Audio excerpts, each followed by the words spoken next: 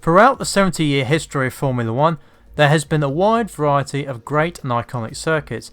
From Monaco to Canada, from Silverstone to the Nürburgring, there has been a wide variety of tracks all over the planet. But the question is, what tracks have made the biggest impact on me?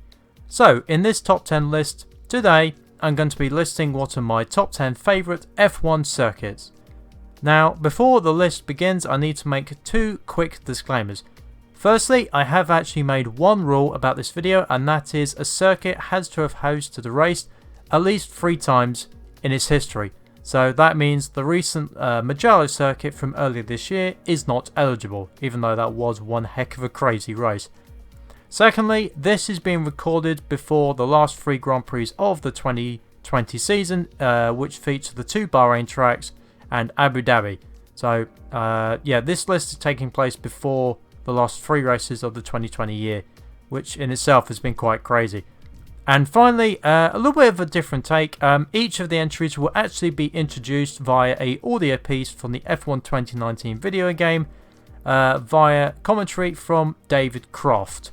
I believe it's David Croft. I might be getting his first name wrong. But yes, so the intros are going to be a little bit of a description about the track from him, and then I'll go into a description myself about why the tracks mean a lot to me. So, with that being said, let's get into this top 10 list and see what comes where.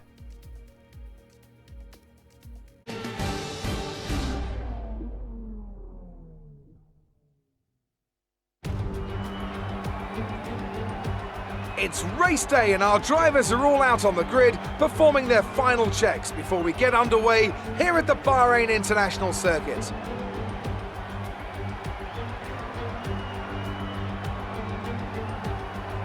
Formula 1 returns to the desert today on this exceptional 3.36 mile circuit. 15 corners provide plenty of overtaking opportunities.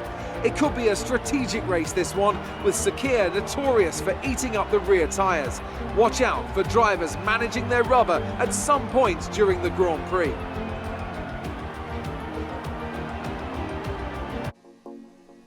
The Bahrain Grand Prix is one of the fastest tracks on the F1 calendar, especially this year because of the outer circuit. Although, like I said, this video is being recorded before that race, so we don't know just how truly fast it's going to be. This track has hosted some pretty good races over the years. Most noteworthy for me is the 2014 duel in the desert between Hamilton and Rosberg, in which Hamilton triumphed. Also, I believe Sergio Perez did quite well in that race as well. Last year's 2019 race was also a pretty good one for me, although it is, like I said, a little bit of a shame that Charles Leclerc wasn't able to claim his first win, but he was able to claim that later on in the season. So this track is pretty good to drive in the F1 2019 video game, but like I said, I'm going to stick to actual races. But this track is pretty fast, there's a good amount of overtaking opportunity, and that's why I'd say it's 10th place on this list.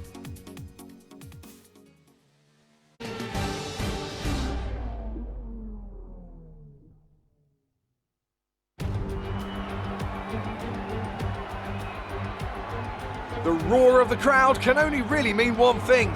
Race day has arrived here in Abu Dhabi. It's time to join our teams who are getting ready down on the grid. We have 21 corners here at Yas Island Circuit with 10 to the right and 11 to the left. It's a total lap distance of 3.4 miles. 2 long straights open up some passing opportunities into the chicanes, and we expect average lap speeds of around 123 miles per hour.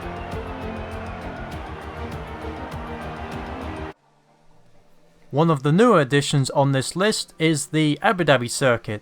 So this has hosted some very memorable title deciders over the years, noteworthy 2010 where Sebastian Vettel claimed his first world title, 2016 where Rosberg managed to hold off Lewis Hamilton, and it's also hosted some fairly good races over the years, including the 2012 race in which Kimi Räikkönen won for Lotus, in which I actually remember him swearing on the podium, and that got him into a little bit of trouble, which is quite funny.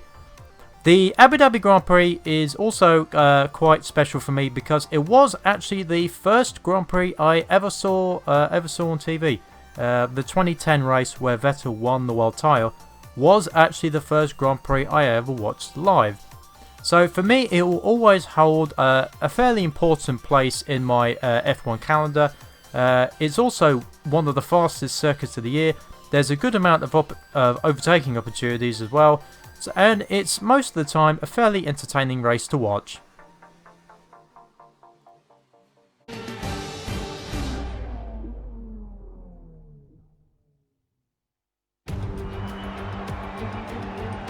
So here we are. After a breathtaking qualifying yesterday, the cars are taking their final positions on the grid. It's time now for the Singapore Grand Prix.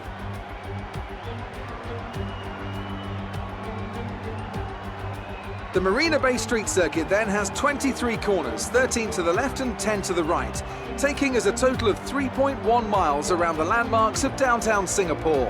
An average lap speed around here, just 107 miles per hour.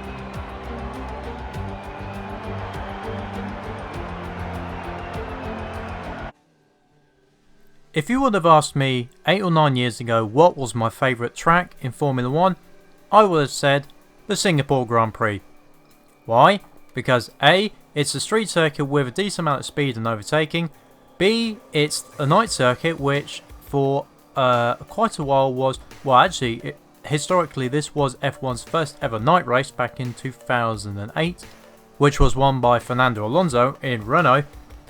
And yeah, this track has a decent amount of action. It's seen a decent amount of safety cars over the years, so it always creates a little bit of drama. And yeah, race-wise, there isn't too many which actually stand out. Although the start of the 2017 race is definitely one of the most memorable starts I can ever remember watching live, with the incident involving Sebastian Vettel, Max Verstappen, and Kimi Raikkonen all crashing in the first lap. But yeah, overall, there's been a couple of incidents in races over the years, including Ocon and Perez in 2018? No. Yeah, it was 20. I think it was the 2018 Grand Prix. But yeah, overall, Singapore usually is more of an incident track than a overall quality race, I think. And as the years have gone by, some other racetracks have enjoyed more. So that's why this is now in 8th place.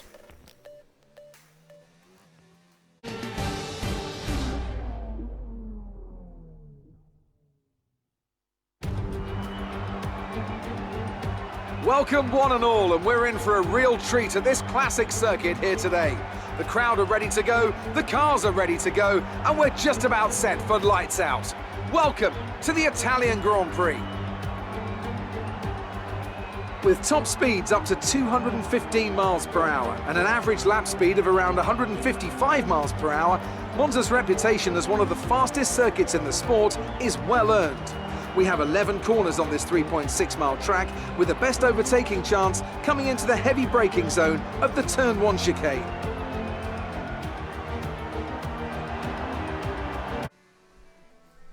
Just like with Singapore, Monza was another track which over the years has had a couple of incidents and a couple of decent races, but not too many which I immediately remember. There was Hamilton's charge in 2018, that's one thing I do remember. Obviously, one of the more noteworthy ones probably, I never saw this live, but is Sebastian Vettel's first win with Toro Rosso in 2008. But like I said, I didn't start watching till right at the end of 2010. So yeah, if you would have asked me this question a few months back, I would have not said Monza at all in the conversation. That all changed with the 2020 race, which was mad crazy. That was one of the craziest races I've ever seen. So this had a lot of incidents. This had Vettel's brake failure, this had Hamilton's safety car issues. Of course, the safety car was caused by Charles Leclerc's massive crash. And of course, it had that podium of Lance Stroll in third, Carlos Sainz in second, and Pierre Gasly picking up his first win in Formula 1, also with Toro Rosso, just like with Sebastian Vettel. So yes, while Ferrari had their woes, this was a dramatic and event-filled race, and seeing Pierre Gasly complete his comeback after being let go from Red Bull, that catapulted Monza up the ranking for me, and now I'd say Monza is definitely deserving of a top 10 place of Formula 1 tracks for me.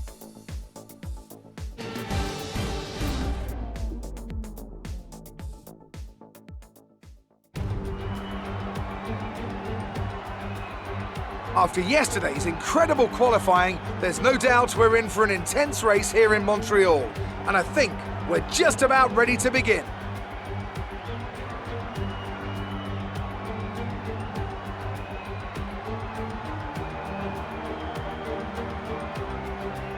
With top speeds of around 210 miles per hour heading into the overtaking opportunity of turn 13, the 2.7 miles of the Circuit Gilles Villeneuve are some of the quickest on the Formula 1 calendar. There are 14 corners in total, with 60% of the lap taken at full throttle, and average lap speeds clock in at about 130 miles per hour.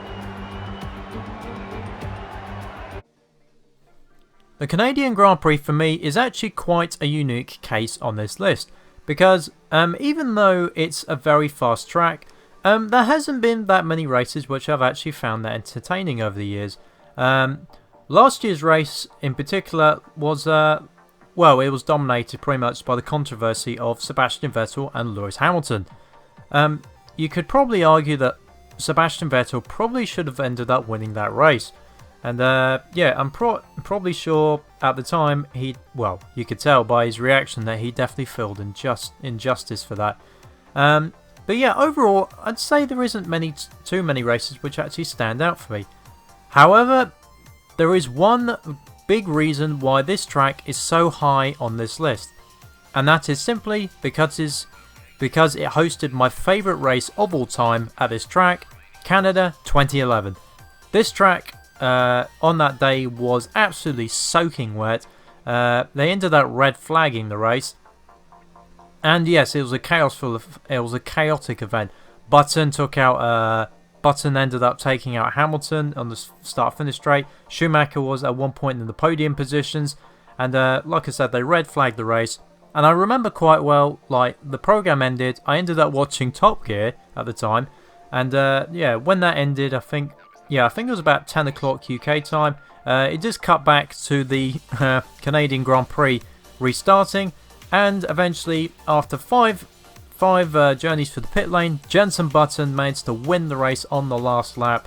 And yes, it was a very chaotic and event-filled race. And to this day, still remains my favourite race of all time, and probably will likely remain that. So that's why, by default, Canada is this high up this list.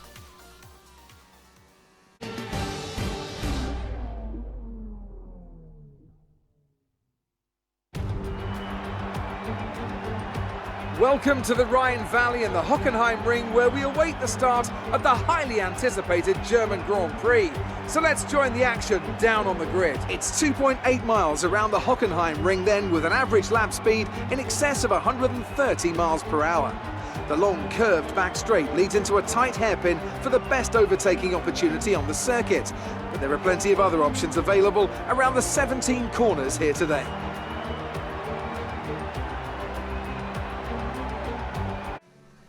The circuit at Hockenheim is one of two circuits in Germany which has hosted the German Grand Prix.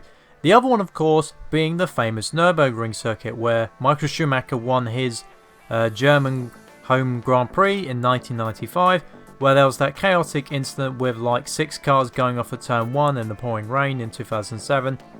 And yes, the German Grand Prix is kind of flip-flopped between Hockenheim and the Nürburgring.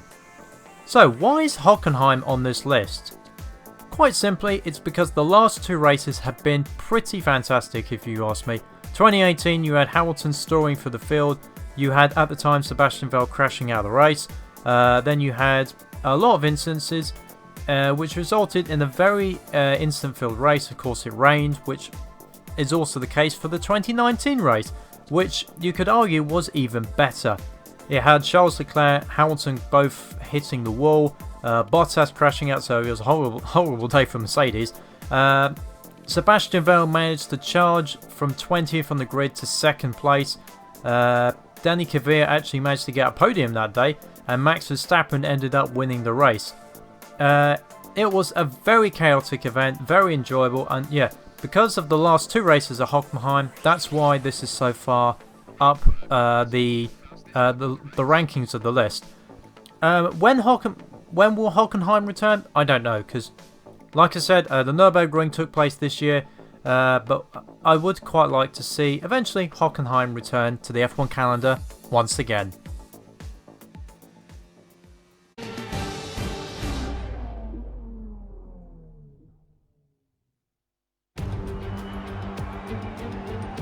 With the drivers currently lining up on the grid, it's almost time to begin today's race event here. We're on the winding streets of Baku. Baku City Circuit then, an unpredictable 3.7-mile track around the streets of the Azerbaijan capital. 20 turns for our drivers to navigate today, including the infamous Turn 8, one of the tightest and most challenging corners of the season. The newest race on this list, only being introduced in 2016, is the Azerbaijan Grand Prix, aka the Baku Street Circuit. So, this race has had 4 races over its history, 2016 to 2019. 2 of those have been not too interesting, I admit. 2016 was quite boring, and 2019 was a meh event. However, this track more than makes up for it in 2017 and 2018. 2 of the craziest races of all time for me, and I believe 2018 still is actually my second favourite race of all time, behind Canada. So 2017 you obviously had Stroll on the podium along with Bottas coming back from being last on the grid, Daniel Ricciardo winning as well after having brake issues. Of course you had the controversy between Vettel and Hamilton, where Vettel hit Hamilton in the side after he accused Hamilton of brake testing him. And then 2018 you had another instant-filled race. You had I think it was Hamilton winning that year. Bottas had a puncture. Vettel could have won it but had a flat spot. The two Red Bulls crashed. Yeah, Daniel Ricciardo and Max Verstappen had a multi-lap duel, which was very entertaining until they crashed into each other. And Fernando Alonso, I believe, also got 7th in the race from being last. So that was a pretty good outcome for McLaren. But yeah, Baku has had 2 of my favourite races of all time. So that's why this is easily this high up the list in 4th place.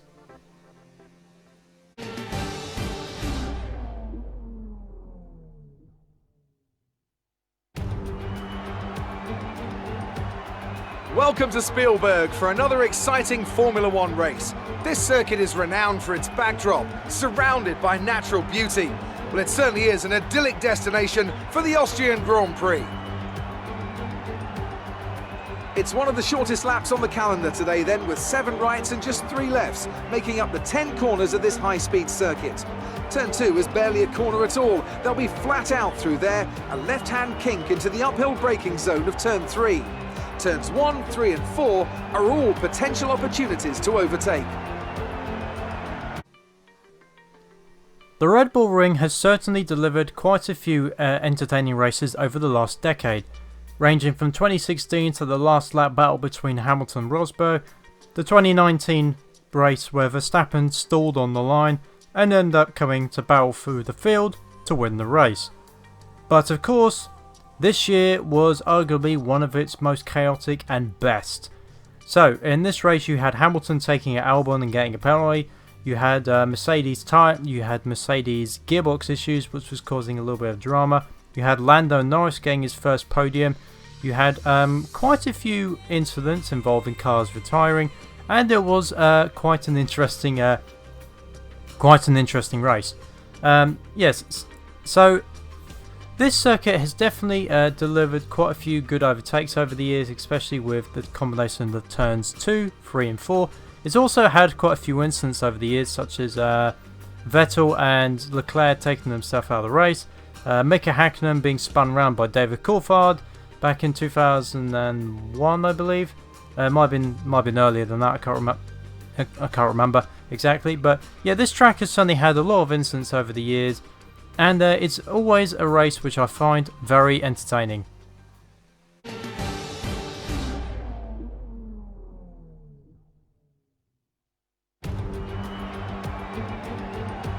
Welcome to Silverstone, home of the British Grand Prix. This iconic track held the very first World Championship Formula One race back in 1950, and it's a firm favourite amongst the fans and drivers alike. With good opportunities to overtake at the end of the Wellington and Hangar Straights, there's a lot of potential for close action around the 3.6 miles of the Silverstone circuit. With 18 corners and average lap speeds of around 145 miles per hour, it's also one of the longest and quickest circuits on the calendar. Your home Grand Prix is always going to be a fairly high list on your favourite F1 tracks, and that's the case for me. Of course, I live in the UK, so Silverstone was always going to be very high on this list. But Silverstone has also hosted some very great races over the years. Some of the great races I haven't watched, of course, included Nigel Mansell overtaking Nelson Piquet, Lewis Hamilton's first British Grand Prix win in the torrential rain of 2008. 2003 was another instant pack race as well. But in more recent years, this has had some pretty significant races which I've enjoyed. 2013 was a very memorable one, albeit for the wrong reasons, because of the infamous, what I like to call the day the tyres died races, where 4 tyres suffered punctures because of a curb. It was Hamilton, Massa, Perez, and it was one of the Toro Rossos. I think it was John-Eric Verne. No, was it Verne? I can't remember. But yeah, 2013. Also, Vettel broke down and Rosberg claimed a win for Mercedes. Another instant pack race was 2019. Last year, where you had the duel between Verstappen and Leclerc. You had the Bottas versus Hamilton in the first few laps, was pretty good. And yeah, you've had some pretty good races over the years with Silverstone, and it's very fast. Oh, and of course, I can't actually leave out 2020 races as well, because 2020 you also had more tyre problems with Bottas, Hamilton, and Sainz, and then you had the strategy which gave Max Verstappen a very rare win this year. Like I said, I'm recording this a little bit before the end of the season, so I don't know if Verstappen has got any more wins. But at the time we're recording this video, it's currently the only win for Red Bull. But yes, it was a very enjoyable, two very enjoyable races.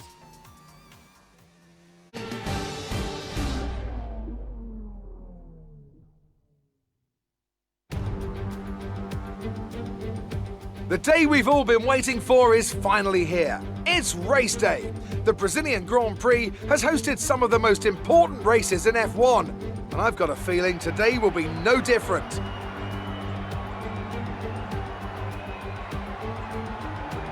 Interlagos, always a very special race here in Brazil. It's a 2.7 mile circuit with 9 lefts and 6 rights for a total of 15 corners.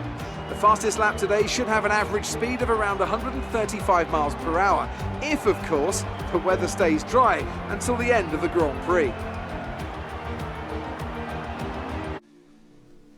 I thought long and hard about this decision about what was number 1 on this list, but in the end I had to go with the Brazilian Grand Prix, aka Interlagos.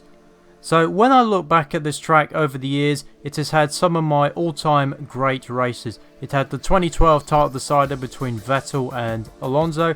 It had the 2016 reign mastery of Max Verstappen. It also had some old, it also used to be the title showdown decider. So it had Kimi Raikkonen in 2007, Lewis Hamilton 2008, Fernando Alonso in 2006. This track has hosted many classic Grand Prix, and of course it used to be the title decider. It used to be the final track of the year, and that's probably one of the main reasons why it's so high up. The last race to be held on this track at the time of recording this video was the 2019 Grand Prix, which in itself was a very entertaining race. You had Pierre Gasly's first ever podium in Formula 1, and along with Carlos Sainz. After the race, when Hamilton got a penalty for taking out Albon, you had the 2 Ferraris coming together, which was definitely possibly an influence for Vettel leaving the team in 2020. And also this track has hosted overtakes aplenty, controversy, and yes, some iconic moments in Formula 1 history. One of the most iconic being probably from 1991, when the great Ayrton Senna finally won his home Grand Prix, although his gearbox was pretty much broke and he only had 6 gear, I think, at the time, and he managed to nurse the car home, and he was pretty much physically exhausted at the time of ending the race. It was an amazing thing if you would have watched that live. But yeah, Interlagos hosted some classic races.